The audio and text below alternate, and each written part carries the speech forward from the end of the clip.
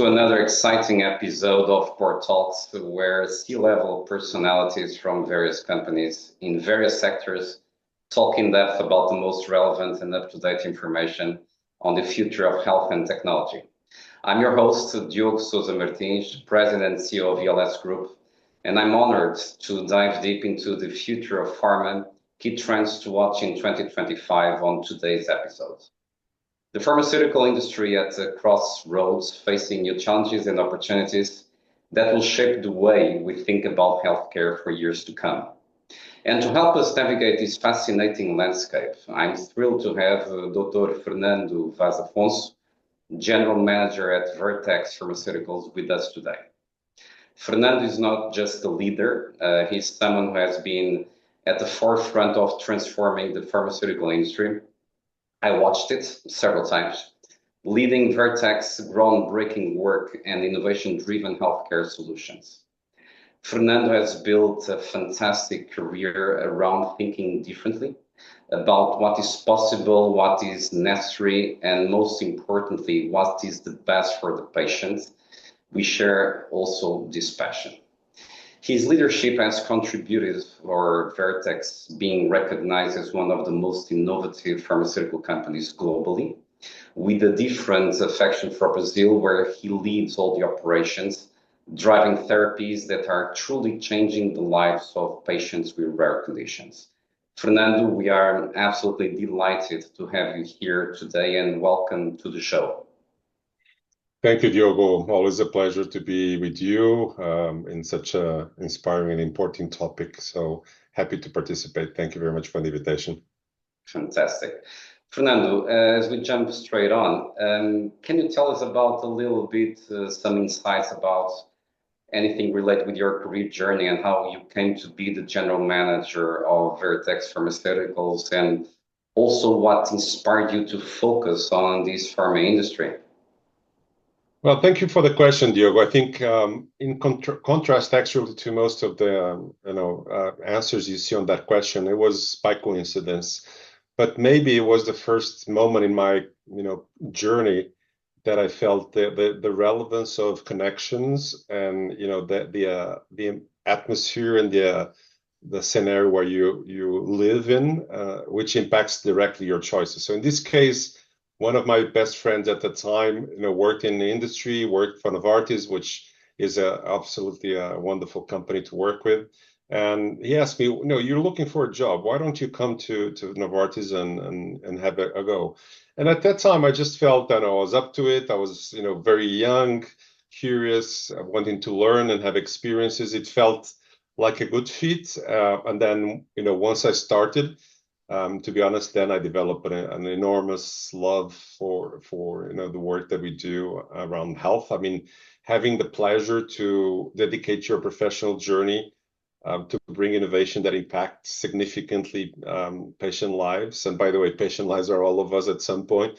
It's just a tremendous purpose. So I think it was, a relationship that grew over time. And then I had some unfortunate events of really, really best friends being impacted by very, very difficult healthcare situations, which led me then to connect even more with the purpose. So, and I think then it materialized that purpose that we see in PowerPoints and we discuss extensively in the companies. That when it hits so close to you, you actually go to the next dimension, which is I want to do this. I want to get an impact on patient lives and this is, again, talking about relatives, friends, and everybody out there, and just a beautiful purpose to dedicate your journey, professional journey to. So that's a bits and pieces of it, but that's, I would say, some parts of the journey. And I would say that, and having also testimony that your career is about touching patients' life and also colleagues' lives as well, and is a testament to pushing boundaries elsewhere. It's always inspiring, really, to hear about leaders who are so passionate about their work. Speaking of passion, Vertex is known for being at the forefront of innovation, especially in rare diseases. Could you share, of course, something that is public information for sure, but some of the key milestones that you and your team have achieved in recent years. I know that even today there is a massive approval, another win that you got on the regulatory approval. But could you share some of those key milestones? Of course, Diogo. Again, thank you for the question. I think before actually I jump in directly to the Brazilian situation, I would say that Vertex is a company that has a unique strategy in terms of R&D. Most of the countries that I've worked with, and I'm aware it about, even with my position at the Trade Pharma Association in Brazil, they have a sort of more traditional approach to investigation, which is basically they discover an active principle and they try it everywhere. There's of course a logic to it, and so it's a sequence of trying an error effort. I think what I really value of Vertex in R&D is that we don't go into areas where we don't fully understand the mechanism of action of the disease, what really causes the underlying cause of the disease, and then has a reflection then on your question. So when in Brazil, we are managing our cystic fibrosis portfolio, which is the first wave of products for the company. They're truly life transforming. So when you have the pleasure or the honor to manage products which impact significantly survival of patients, it's not just the quality of life, which is tremendously important, but actually transforming completely the life of patients. It gives you a different level of mission and purpose. So in Brazil, over the last 7 years, I've been in the company 7 years. When I joined the company didn't have any even product approved at the regulatory from Anvisa. So we've done, we had a couple of successes which are really impactful, a couple of negatives also, which we learn on the process. But basically, I will wrap up saying that we were able to negotiate with the Brazilian MOH to critical reimbursement. So because of the specificity of the nature of the products, which are high cost, low number of patients, 99.9% of our business is public. So contracts directly with the MOH. The last reimbursement we achieved was a sort of a year and a half. We made it true for patients last year. And I think that's the other mantra. It doesn't matter how innovative you are and how great products you're able to discover. If you don't get them to the hands of patients, they mean nothing. So I think it's also something that we take it very serious, the access piece and the value proposition, and how you balance your interests also with the interest of the MOH and the patient. So with that second, so 2 reimbursements impacting roughly, I would say, 3,500 patients in Brazil, which for rare disease is actually pretty significant. The numbers may seem low, but if you can visualize impacting one of your friends or family members and the impact of how those severe indications have in the family itself, you can multiply easily that number by 10 or 20 people, and you start getting an impact on not only family, society, especially if you think that those, in the case of cystic fibrosis, we're talking about a median age of death of around 18, 19 years old. So we're talking about children and young adults, which makes it even more serious and of course more purpose-driven than anything else. Yeah. And considering the broader situation, can you outline outside just 2 or 3 most significant changes you can foresee in the pharmaceutical landscape as we move onwards in 2025? Yeah, I'm a big believer of think very big and act very small. I think there's already some trends that we see worldwide, which Brazil is not an exception, which is that I think the period where we would sell a pill and we would get paid for that is ending, or has ended, if I want to be more provocative.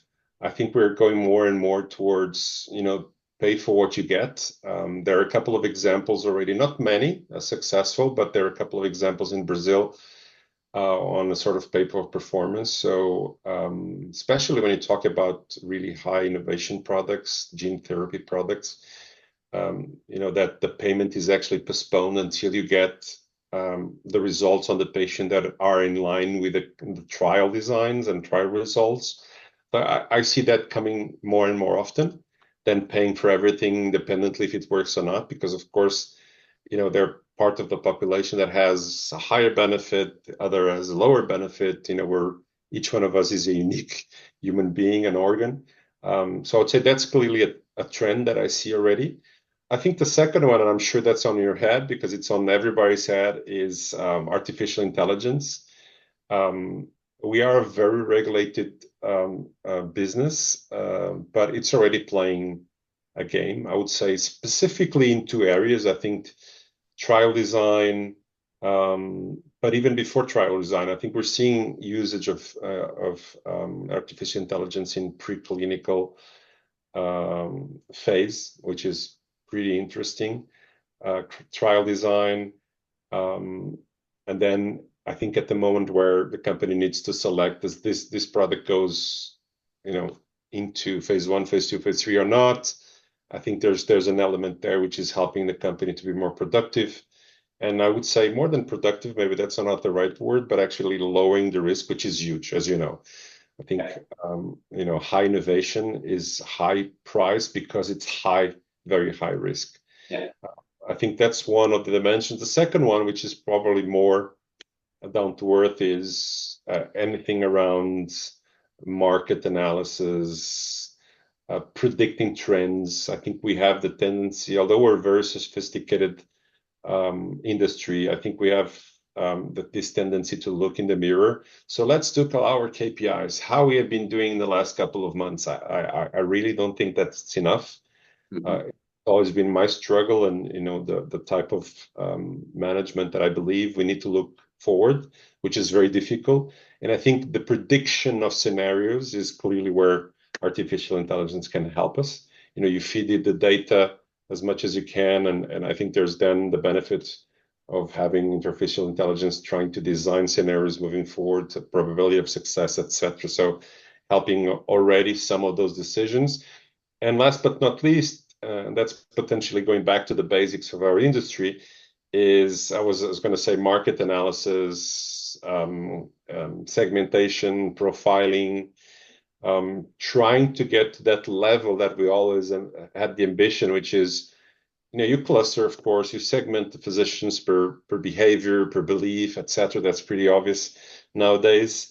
But really going to we talk a lot about personalized medicine. I talk also personalized treatment. So, and understanding the profile of each physician, understanding what really matters for him, understanding where can we, within the boundaries of what's legal and ethical, of course, be complementary or support the physician in his knowledge journey. It's just a wonderful, there's just a wonderful potential. So I would say those three are the ones that come to my mind. Yeah, regarding AI, Fernando, it's amazing the type of cohorts that you can work. Even in formulation development, you can use AI to do different types of bench work and have it very highly customized. So it's actually daunting. There's an actually very nice book from Kissinger that takes care of that topic as well, that I highly recommend. But when you mentioned the predictions or the predictive analysis, an executive like you for such a long time, if you were just only had a scorecard and KPIs just to look at P&L, it's just a post-mortem analysis because basically the month is over, it's dead. And it's just if you just rely on P&L, you don't do predictive, you do reactive, right? And basically you are very below the slope. If you do predictive analysis, you still can contribute to change the outcome, right? And until the deadline. But you mentioned personalized medicine, and I would just change topic and going back to something that I know is very dear to your heart, which is leadership. How do you think that leadership styles can influence innovation or streamline it, I would say, especially in the context of this personalized medicine? Tremendously will be my answer. I have a sentence that I like to use. It's of course sarcastic, but I say it's amazing what human beings can do when you trust them. So I think that reflects a bit the culture that I believe. I truly believe that leadership style can be a booster or really a diminisher of innovation. Of course, you have to accept risk in terms of culture. But first of all, I think the basics is how you build trust on your organization. Because nobody will try to do anything differently if there's a sort of fear of failure and what will happen to me and what will be my punishment and what that would that represent for my future. So I think starting from the basics is really how you foster, how you provide a soil where people feel at ease to be themselves in the way that they are, in the way that they feel at ease to speak up and express their opinion without fear of being judged or being used against them. That's very easy to say. That's very difficult to do, as you know, Diogo. So I would say first is build that foundation. I don't think you can have innovation just bringing bright minds together and debating. Yes, there are going to be a lot of ideas, but if the working culture is not there in terms of risk taking, in terms of embracing those risks together, because when things go south, you can point a finger on one person. It is the team decision. It needs to be a sort of embracing the team. So clearly a leadership style which trusts people, which empowers them, which is also very clear on expectations, on the vision, where we want to go, but trusts people and give them space to take some types of decisions. And of course, I'm not talking about decisions which can derail the company because of the size and of the risk, but I think you need that. Otherwise, you'll be doing a bit of the same every time. I just had that conversation with my team. We're going through a very positive but different moment of the company in Brazil. And I've asked one simple question regarding the investment plan for this year. What's the percentage of new projects that we are implementing this year? The answer was staggeringly low, which triggered me the question. It's not a judgment, but it triggered me the question, are we just replicating what we've done last year? If the answer is yes, it doesn't link with the new phase of the company. So that's a great opportunity for us to challenge ourselves in terms of what we need to do. And maybe we need to do less, but definitely we need to do differently. So a bit of a long answer, but the short answer is tremendously impactful for fostering innovation. Let me just as a segue and real quick, you have several team and colleagues, and for sure you are seeing a bunch of health disparities as well, globally spreading. And so my question is, as a leader, as actually a multinational leader that you always have been in the last 20-something plus years that I had the pleasure to witness.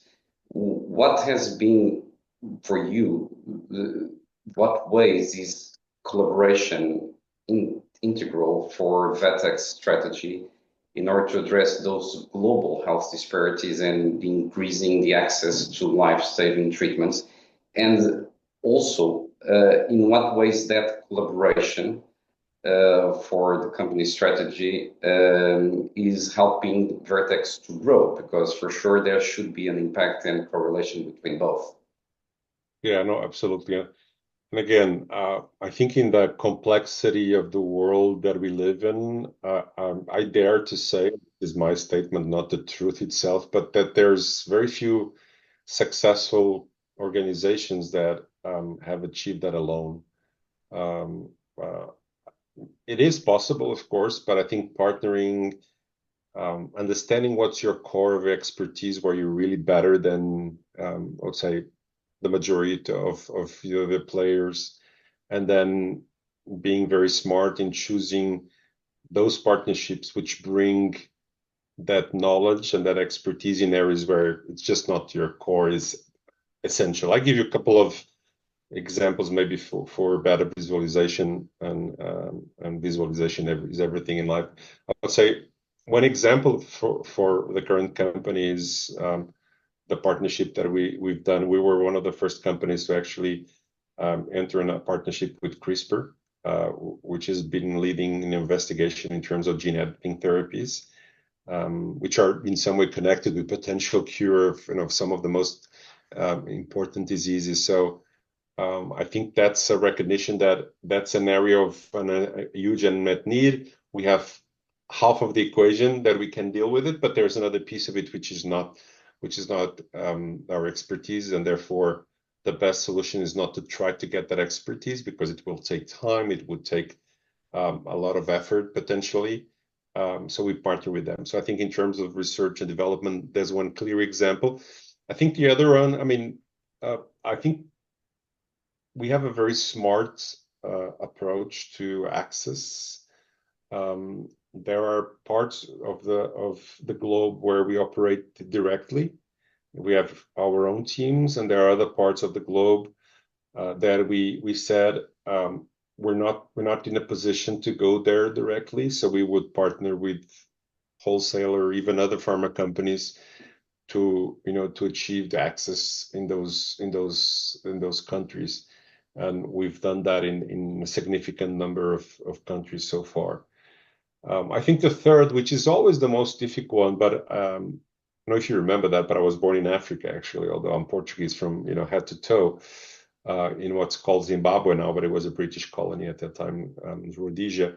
So everything that happens in areas of the globe with similar lack of infrastructure, and that's where my head and my heart goes, but that's extremely difficult. I give you one example. We in the pipeline, and it's being launched in Europe. We have very interesting research on sickle cell disease and beta thalassemia, and one of the most highest prevalence in the world is coming from US, Brazil, by the way, because of the immigration, but Africa is really the core. And the problem, or one of the big issues, is that it's not a pill. We're talking about really almost science fiction. You pick up the material of the patient, you send it to one place in the world currently, which is in the US. It stays months being manipulated, and then it goes back, and it's returned to the patient. So it's not just about the product; it's how you impact the ecosystem where the product has to be delivered. And I think that's where the big challenge is, and that's something that I think as a company we're starting to embrace, which is it's not just about selling hope and even cure. Is how can we help the countries and the ecosystem to also raise at the same level that can deal with that technology. So those kind of challenges are really mind-blowing because of the dimension difficulty, but I think that's the way.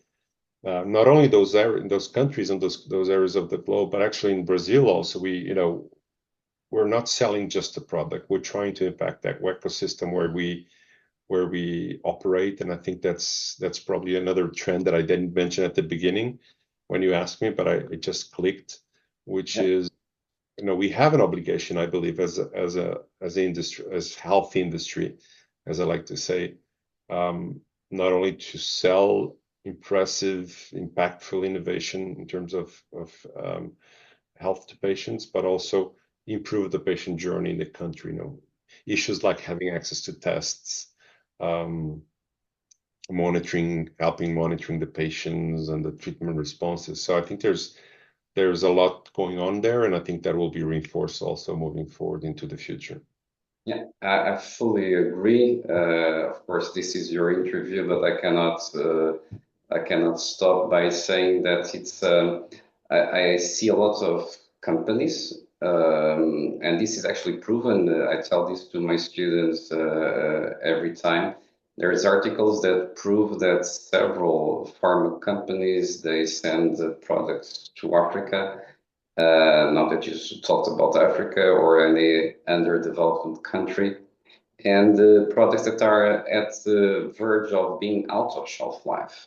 But they say it's important that we contribute, but contributing with the out of shelf life product there is actually scientific evidence that says that the fungi or microbiological infections caused to that population by that drug being served is actually more dangerous to health than the lack of thereof of the substance. So it's we need to play on that ecosystem, but also with a huge moral compass. But it's not only one company that makes a difference; it's the whole ecosystem of companies that makes the difference.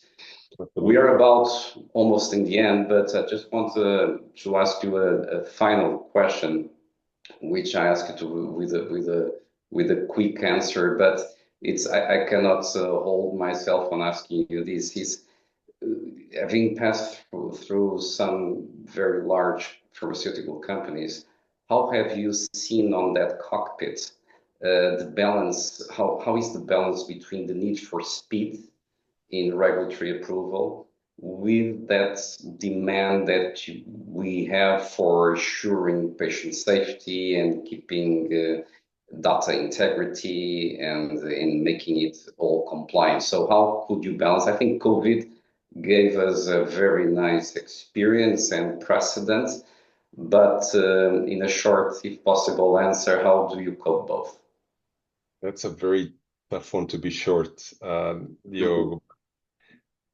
I would say early involvement of stakeholders. So for a long time as an industry, we've not involved patient associations, regulatory agencies until we need them to approve our product. So I think part of the equation is, share with them the intentions, share with them what we're trying to do, get their reaction on time to incorporate that potentially in clinical trials or real world evidence, whatever that is, we're trying to generate data so that when we come to them and with the data itself, it's not, oh wow, factor is actually, oh okay, you deliver what we discussed, or you surpass that. And I think that is potentially part of the equation that I feel we could do more. And then the second one actually goes to what we discussed, and you asked me to be brief, so I'll stop with the second one, which is helping the regulatory agencies also to get up to speed with new technologies, AI. There's so much. I'll give you just a quick example. We're increasing shelf life, for instance, in a tropical country, which is, as you know, has its own specificities. In rare diseases, I mean, it's impossible to have all the data that in theory you should have.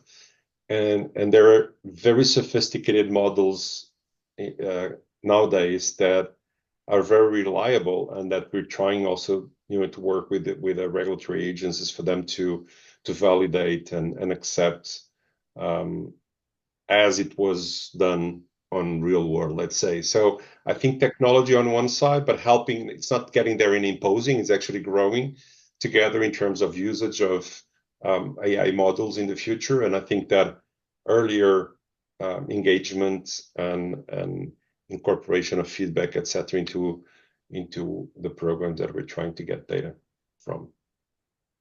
Fernando, it was a genuine privilege to have you on Board Talks today. Your thoughts on how you and your team are dealing with the changes in the pharma industry are, as always, very interesting and encouraging.